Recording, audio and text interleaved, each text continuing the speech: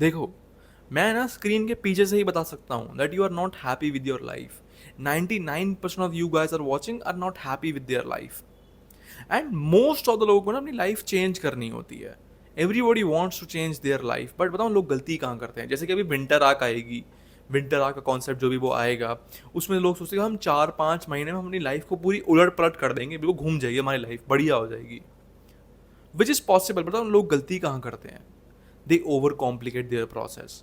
मतलब उनको लगता है कि भाई एक परफेक्ट प्लान मिल जाए मेरे को.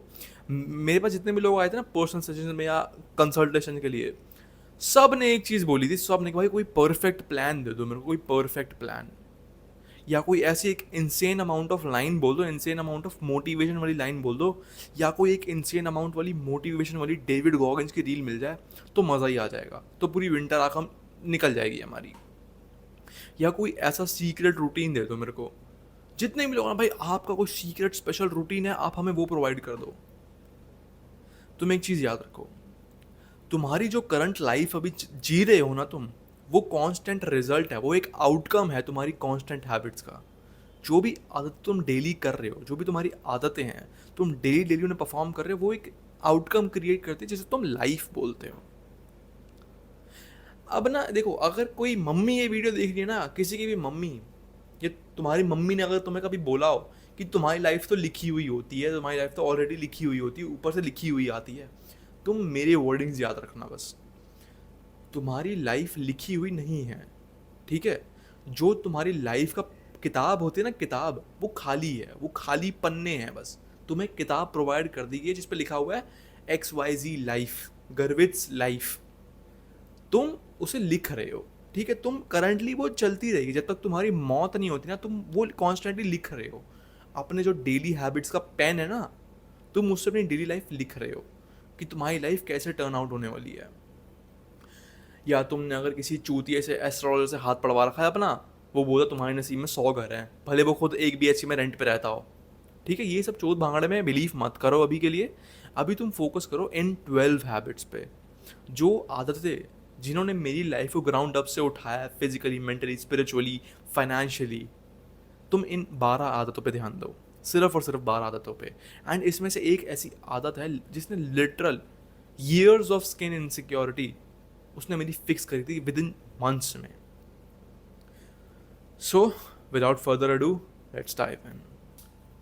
Habit number first is sleeping. देखो, अब बहुत सारे लोग बोले भाई मैं तो रोज़ सोता हूँ, मैं तो रोज़ 10 घंटे सोता हूँ, मैं तो रोज़ 11 घंटे सोता हूँ, ओवर स्लीपिंग भी हार्मफुल है. या बहुत लोग बोले भाई मैं तो रोज़ 8 घंटे सोता हूँ. भले अगर उनकी स्लीप क्वालिटी हम निकालें ना, वो 2 घंटे की भी क्वालिटी नहीं है. तुम एक चीज़ याद रखो, तुम्हें अपनी स्लीप को ट्रीट करना है एक बिजनेस डील की तरह, कि भाई स्लीप मेरी बिजनेस डील है, इसे मैं हाथ से नहीं जाने दे सकता. तुम्हें रेगुलर बेसिस पे तुम्हें एक ही जगह पे सोना है. रोज़ रोज़ अपने कमरे चेंज मत करना कि आज मैं इस कमरे में सो रहा हूँ, फिर मैं उस कमरे में सो रहा हूँ, फिर मैं नीचे सो रहा हूँ. ये सब मत करना. तुम्हारी बॉडी अडेप्ट करती है एक स्पेसिफिक जगह पे जब वो कॉन्स्टेंटली रहेगी. एक बेड पे सोना, एक ही टाइम पे उठना. आज से ना 2 हफ्ते पहले जब मैंने एक्चुअली डिसाइड करा कि भाई अब मैं चीज़ें ऑन पॉइंट रखूँगा, कुछ भी हो जाए मैं अपनी स्लीप को ख़राब नहीं होने दूँगा. क्योंकि ना 3-4 हफ्ते पहले ना मैं जिस लड़की से बात कर रहा था, तो मैं उससे बोल रहा था कि भाई मैं बहुत ज़्यादा अगली फील कर रहा हूँ. इवन तो ऐसा कुछ नहीं हुआ था मेरी स्किन में, मेरी फिजिक में, मेरी बॉडी में ऐसा कुछ नहीं हुआ था, या मेरे कपड़े जल गए, ऐसा कुछ नहीं हुआ था. मैं जस्ट मेंटली बहुत ज़्यादा अगली फील कर रहा हूँ कि भाई मैं कितना भद्दा हूँ. मैं खुद को ही बुरा बुरा बोलने लग गया था. एंड उसने बोला कि चल तू सो जा, हम कल बात करेंगे इस चीज़ पे. फिर मैं सो गया, मेरी नींद बहुत अच्छी हुई, बहुत अच्छी नींद हुई. मैं 11:30 बजे सो गया, मैं 7 बजे उठ गया. मेरी नींद प्रॉपर एकदम बढ़िया से. एंड सुबह उठ के नार्सिसिस्टिक गॉड कॉम्प्लेक्स आ रखा था कि भाई मैं ही सब कुछ हूँ, मैं अचीव कर लूँगा सब कुछ. स्लीप इतना मेजर फैक्टर क्रिएट करती है तुम्हारे ऊपर. अगर तुम्हारी स्लीप खराब है ना, तुम्हारा मेंटल वेल बींग खराब ही होने वाला है. एक चीज़ याद रखो, तुम ये जो फ्लेक्स कर रहे हो क्लबिंग आउटिंग से, तुम फ्लेक्स करो, तुम्हें आगे जाके समझ आएगा स्लीप कितनी नेसेसरी होती है. मेरा स्लीप रूटीन क्या है भाई, 11:30 बजे तक मैं बेड पे लेट जाता हूँ विद आई मास्क और एक माउथ टेप, सिंपल. और 11:30 तक नींद आती है, सुबह 7 बजे तक मैं उठ जाता हूँ. As simple as that. तुम्हें कोई 100 स्टेप्स स्लीपिंग रूटीन नहीं चाहिए. पहले मैं एक मोमबत्ती जला रहा हूँ, फिर मैं 10 लीटर पानी पी रहा हूँ. तुम्हें ये सब नहीं करना. अगर तुम सप्लीमेंट्स लेते भी हो तो एक अश्वगंधा, एक मैग्नीशियम ग्लाइसिनेट, सिंपल। वरना मैग्नीशियम ग्लाइसिनेट और अश्वगंधा बहुत इमेंस इफेक्ट करते हैं तुम्हारी स्लीप पे। अगर ले सकते हो, मैं फोर्स नहीं कर रहा। Habit number 2 is lifting. देखो, लिफ्टिंग से मेरा मतलब है जिम। अगर तुम स्पोर्ट्स खेलते हो, तुम एमएमए करते हो, तुम वो अलग बात है। तुम जो भी स्पोर्ट्स प्रेफर करते हो, जो भी तुम चीज़ या फिजिकल एक्टिविटी प्रेफर करते हो, ये उस सब पर डेडिकेटेड है। देखो, मैं जिम ज़रूर जाता था, जिम जाता था मैं, बट ना मैं डाइट पे ढंग से ध्यान देता था, ना मैं ट्रेनिंग पे ढंग से ध्यान देता। मैं बस जिम जा रहा था, बस जिम जाने के लिए, कि मेरे को कुछ भी करके ना 30 किलो उठाना है, कुछ भी करके मेरे को 30 किलो उठाना है। भले मेरी फॉर्म कैसी भी हो, भले मेरे हाथ कांप रहे हो, मेरे को बस 30 किलो उठाना है। मतलब मैं बहुत ज़्यादा ईगोइस्टिक वे में ट्रेन करता था। बस वजन, बस वजन, बस वजन, जितना वजन हो सके डाल दे, भले उठ नहीं रहा, जितना वजन हो सके डाल दे। जब मैंने स्मार्ट वे में ट्रेन करना स्टार्ट करा, जब मैंने एक्चुअली अपने सेट्स को रिकॉर्ड करना स्टार्ट करा कि भाई इतना वेट मैंने आज मारा है, तो अगले हफ्ते मेरे को इससे 1 रैप ज़्यादा मारना है, बस। जब मैंने अपनी वॉल्यूम 50% से कट डाउन करी है, मैंने अपनी इंटेंसिटी बढ़ा दी, एक्चुअली में गेंस दिख रहे थे। एक्चुअली में जो गेंस मैं 100-100 किलो उठा के नहीं मार पाया था, मतलब जो 100-100 किलो उठा के नहीं आ रहे थे, वो 50-40 किलो में आ रहे थे गेंस। तुम्हें अपनी वॉल्यूम को कट डाउन करना है, क्योंकि एज अ नेचुरल लिफ्टर तुम ढंग से रिकवर नहीं कर सकते अगर तुम एक ही मसल के हर दिन 20 सेट्स कर रहे हो। हर दिन से बोल रहा हूँ मैं, वीकली नहीं बोल रहा, मैं डे वाइज बोल रहा हूँ। अगर तुम वीकली 30-40 सेट्स कर रहे हो तो यू वोंट रिकवर। तुम्हारी वो वाली डाइट नहीं है, बॉडी बिल्डर वाली तुम्हारी डाइट नहीं है, तुम्हारा उनके जैसा रूटीन नहीं है।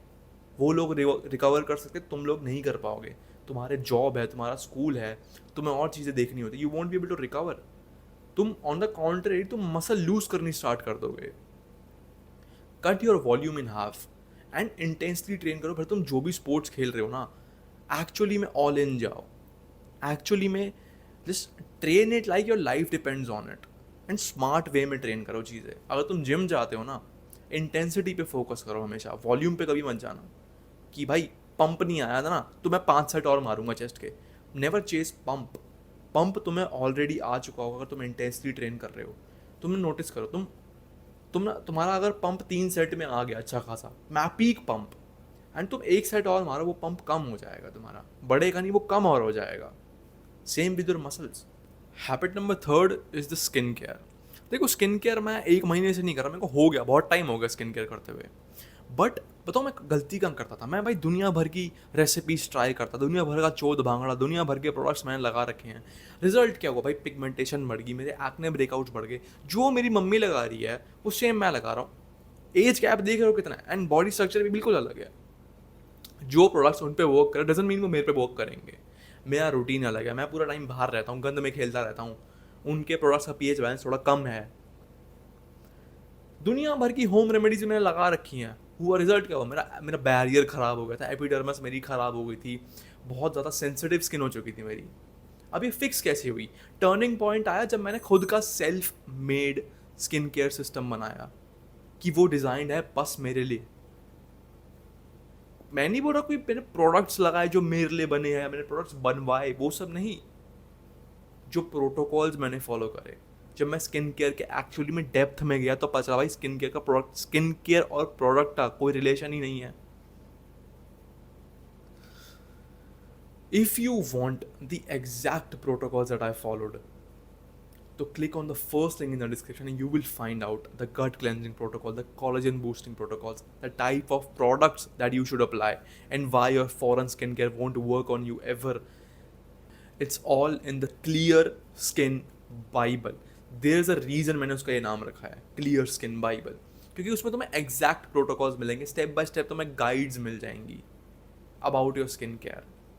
बट अगर तुम्हें स्टिल 1-2 हज़ार रुपये अपने स्नेल म्यूकिन पे लगाने हैं, प्रोडक्ट्स पे तुम्हें 1-2 हज़ार रुपये लगाने, तुम लगा सकते हो, खुशी खुशी लगा सकते हो। बट इस लिंक को सेव ज़रूर करना, इस वीडियो को सेव ज़रूर करना, ताकि तुम्हें वो लिंक का एक्सेस मिल पाए, क्योंकि आज नहीं तो 3 महीने बाद तुम्हें ज़रूरत पड़ेगी उन चीज़ों की। Habit number 4 is the cold exposure. Cold exposure, cold shower, ice plunge, तुम कुछ भी बोल सकते हो उस चीज़ को। देखो, बहुत सारे लोगों को लगता है ना कि कोल्ड एक्सपोजर एक अल्फा मेल वाली कॉर्नी हैबिट है, ऐसा नहीं है। अब जैसे सर्दियाँ आने वाली है तो मोस्ट लोग क्या करेंगे? ल्यूक वार्म शावर्स लेंगे, वार्म शावर्स लेंगे।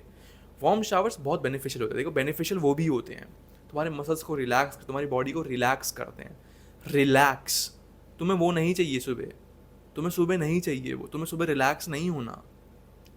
तुम सुबह उठ रहे हो, तुम्हें अगर खुद को प्रिपेयर करना है डिस्कम्फर्ट जो तुम्हें आगे दिन में आने वाला है, तुम क्या लोगे? वार्म शावर लोगे या कोल्ड शावर लोगे?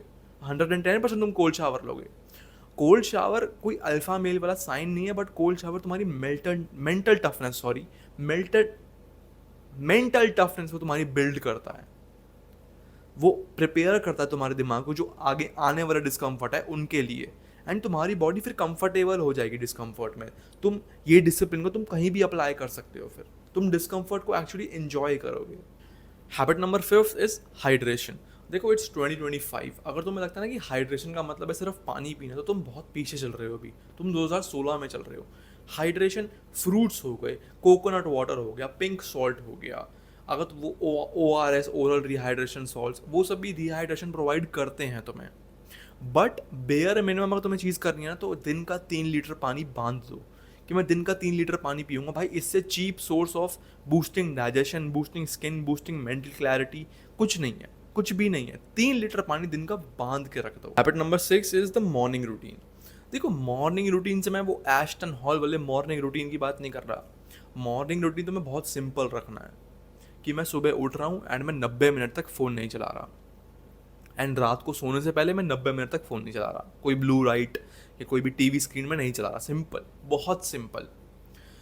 अब देखो हम बाहर से बात करेंगे फिर से। अगर तुम सुबह उठ रहे हो, तुमने 20 मिनट रील्स स्क्रॉल करी, 20 मिनट में तुमने कितनी रील्स देख ली होंगी? 100-200 रील्स तुमने देख ली होंगी। तो तुम्हारी बेस लाइन डोपामिन सेट दिन की हो चुकी है, 900 बेस लाइन सेट हो चुका है। एंड जो कोल्ड शावर्स है, ये सब पढ़ाई वगैरह, ये सब उतना प्रोवाइड नहीं करती। तुम्हारा दिमाग बहुत ज़्यादा ना भोंदू होता है, बेवकूफ़ सा दिमाग होता है तुम्हारा। उसे फ़र्क नहीं पड़ता उसे डोपामिन कहाँ से मिल रहा है, बस उसे डोपामिन चाहिए, सिंपल। अगर वो बुरे सोर्सेज से डोपामिन ले रहा है तो बट उसे तो डोपामिन मिल रहा है ना, वो तो चिल है अपना, नुकसान तुम्हारा हो रहा है। एंड रात को सोने से पहले मैं तो फ़ोन चलाने को इसलिए मना कर रहा हूँ, तुम्हारी सर्केडियन रिदम ख़राब होती है। तुम्हारी बॉडी का मेलाटोनिन प्रोडक्शन, जो मेलाटोनिन पिगमेंट हार्मोन होता है जो तुम्हारी स्लीप की क्वालिटी को डिफाइन करता है, वो कम प्रोड्यूस होता है। तो तुम ढंग से सो नहीं पाते, फिर तुम पूरा करवटें बदलते रहते हो बस। If you want a baby sleep, REM sleep, तो या रेम स्लीप की तुम्हें क्वालिटी बढ़ानी है तो रात को फ़ोन मत चलाओ, simple. Habit number 7 is reading. देखो मैं रीडिंग में ना, मैं करंटली उतना कंसिस्टेंट नहीं हूँ, अभी भी नहीं हूँ मैं उतना कंसिस्टेंट रीडिंग में, बट माइंडलेस स्क्रोलिंग से ज़्यादा मैं रीडिंग प्रेफर करूँगा स्टिल। जैसे कि सुबह की बात है, सुबह मैं उठा, मेरा ना बहुत ज़्यादा लाइक अजीब सी चुल आ रही थी कि भाई इंस्टा खोलना है, इंस्टा खोलना है। उस लड़की ने रिप्लाई करा नहीं करा, बट स्टिल मैंने नहीं खोला इंस्टा, मैंने नहीं खोला। मैंने एक बुक उठा ली, बस 5 मिनट कॉफ़ी पीते पीते मैंने वो बुक पढ़ ली, सिर्फ 5 मिनट, एंड वो 5 मिनट का 20 मिनट में हो गया, पता ही नहीं चला। वो बुक इतनी इंटरेस्टिंग थी। इसलिए तुम्हें हमेशा प्रेफर करना है कि तुम माइंडलेसली स्क्रॉल कर रहे हो ना, उससे अलावा तुम और कोई चीज़ें प्रेफर कर रहे हो। तुमने किसी का कोर्स सुन लिया, तुमने किसी की ई-बुक पढ़ ली, तुमने कोई बुक पढ़ ली, या तुम खाली वॉक पे चले गए। माइंडलेस स्क्रॉलिंग से ज़्यादा प्रेफर करो डीप रीडिंग को। जो रीडिंग्स होती है ना, वो तुम्हारे दिमाग को ऐसे शेप करती है कि भाई एक सामने वाला बंदा शॉक हो जाएगा कि भाई ये बंदा ऐसा सोच कैसे रहा है। स्कूल्स तुम्हें प्रिपेयर नहीं करते इस चीज़ में। देखो जो मैं आंसर्स दे पाता हूँ अपने, जो मैं जेस्चर्स यूज़ करता हूँ, वो रीडिंग के थ्रू ही आए हैं। जितने लोगों ने भी बोला भाई तुम्हारा दिमाग ऐसे कैसे काम कर रहा है, वो रीडिंग के थ्रू ही आया है। अगर तुम्हें बेस्ट वे, तुम्हें अगर किसी कॉन्सेप्ट को ग्रैब करना है, तुम्हें बेस्ट वे जानना है रीड करने का, तो तुम एक चीज़ देखो, तुम जो भी कॉन्सेप्ट रीड कर रहे हो ना, फॉर एग्जाम्पल तुमने एक कॉन्सेप्ट रीड करा, 80-20 रूल तुमने रीड करा, तो जस्ट इमेजिन कि तुम्हें स्किज़ोफ्रेनिया है। इमेजिन तुम्हारे सामने कोई बैठा हुआ है, इमेजिन तुम्हारे सामने तुम्हारा यंगर सेल्फ बैठा हुआ है, एंड तुम उसे अपनी भाषा में समझा रहे हो। इससे तुम्हारी क्लैरिटी इंप्रूव होगी, तुम भी कॉन्सेप्ट को अच्छे से ग्रैब कर पाओगे। ठीक है, लोग तुम्हें पागल बोलेंगे, बट क्लैरिटी तुम्हें मिल रही है, तुम्हारे प्रेजेंटिंग स्किल्स अच्छे हो रहे, तुम्हारे हैंड जेस्चर्स तुम अच्छे से यूज़ कर पा रहे हो। What's the harm in that? Habit number 8 is tracking every rupee. देखो मैं खर्चे कम करने को नहीं बोल रहा, मैं सिर्फ इतना बोल रहा हूँ कि 90 दिन, सिर्फ ये 3 महीने ना, अपने एक एक खर्चा ट्रैक करो जो भी तुम कर रहे हो। कम करने को नहीं बोल रहा, तुम सोचो कि भाई अंदर कम करने को बोल रहा, नहीं। जो भी तुम करते हो ना यूजुअल बेसिस पे, तुम वो करो, बस वो ट्रैक करो। अगर तुम्हारे पास 20 रुपये एंड तुम 20 रुपये की एक छोटी एडवांस और एक लाइटर ले रहे हो, उसे लिखो, नोशन में लिखो या नोट्स में लिखो, कहीं ना कहीं लिखो, मेंटेन करो अपना, ताकि तुम्हें समझ आएगा कि भाई मैं कितना खर्चा कर रहा हूँ। 90 दिन बाद ना तुम्हारे खर्चे ऑटोमेटिकली 30% से कम हो जाएंगे। अगर मुझे पता है वैन ये ऑल आउट, चलो कितने की आती है ये, इस पे 75 रुपये लिखा है, चलो अगर ऑल आउट ये 75 रुपये की आती है एंड मैं पूरे पूरे दिन इसे ऑन रखता हूँ अपने कमरे में, जब मुझे पता चलेगा भाई ये 75 रुपये की इतनी महंगी आती है तो मैं फालतू के टाइम पे बंद कर दूंगा, ऑटोमेटिकली खर्चे कम हो जाएंगे। अगर तुम्हें तुम्हारी ड्रीम लाइफ अचीव करनी है ना, तो उसके लिए तुम्हें पता चलना चाहिए तुम्हारी ड्रीम लाइफ कॉस्ट कितनी करती है। तुमने यूट्यूब पे देख लिया भाई पैसे कमाने हैं, अबे तो कितने कमाने हैं, सोर्स क्या है, किस में तू संतुष्ट हो जाएगा, किस में तू अपनी फैमिली को भी देख पाएगा, खुद को भी देख पाएगा, अपनी बीवी बच्चों को देख पाएगा, इन्वेस्ट भी कर पाएगा। If you want to achieve your dream life, first understand and figure out how much it cost. जो भी तुम खर्चे कर रहे हो अभी अभी आज से लेके 90 दिन तक जो भी तुम खर्चे कर रहे हो ना, बस ट्रैक करो, कम मत करो, कुछ खर्चा कम नहीं होना चाहिए, बस वो चीज़ें ट्रैक करो, अपने आप कम हो जाएंगे तुम्हारे खर्चे। देखो ये हैबिट ना मैंने पिछले 2 हफ्तों से लगानी स्टार्ट करी है, सेल्फ ऑडिट, एंड बहुत ज़्यादा हेल्प करी है इसने मेरी। हैबिट नंबर 9 है, हाँ हैबिट नंबर 9। इसमें होता क्या, देखो एवरी संडे रात को मैं बैठता हूँ बुक लेकर, अपनी जर्नल लेके बैठता हूँ जो मैं किताब में लिखता हूँ, एंड मैं देखता हूँ भाई जो भी मैंने चीज़ें सेट करी थी वो अचीव हुई है या नहीं हुई है, अगर नहीं हुई है तो क्यों नहीं हुई है, अगर हुई है तो मैंने क्या लगाया था, क्या मैंने यूज़ करा जिससे अचीव हुई है, ताकि मैं उसे आगे भी यूज़ कर पाऊँ। एंड ऐसी एक चीज़ क्या है जो मैं इंप्रूव करूँगा अगले हफ्ते के लिए। फॉर एग्जाम्पल अगर मैंने इस हफ्ते के गोल्स बनाए थे वो अचीव हो चुके हैं तो मैं टिक मार दूंगा हो चुके हैं, अगर नहीं हुए तो मैं देखूंगा भाई डिसिप्लिन में कमी थी, प्रोक्रेस्टिनेट कर दिया, मैं बाहर चला गया, मैं कहाँ चला गया, एंड अगले हफ्ते वो चीज़ मैं इंप्रूव कर दूंगा। सक्सेस का एक ही फॉर्मूला है, कॉन्स्टेंट एफर्ट्स प्लस इवॉल्विंग। अगर मैं ऑडिटिंग नहीं कर रहा एंड मैं कंसिस्टेंट एफर्ट्स मारे जा रहा हूँ तो मैं उसी गलत जगह पे कंसिस्टेंट एफर्ट्स मारे जा रहा हूँ। अगर तुम्हारे पास कोई प्लान नहीं है ना एंड तुम्हें एक डेस्टिनेशन पे जाना है तो 2 मिनट के डेस्टिनेशन के तुम्हें 200 साल लग जाएंगे अगर तुम इधर तो घूमते रह जाओगे। Weekly self audit is very necessary. देखो ये चीज़ ना मैंने एक बुक में पढ़ी थी, I guess 48 laws of power में, कि always dress nicely no matter the occasion.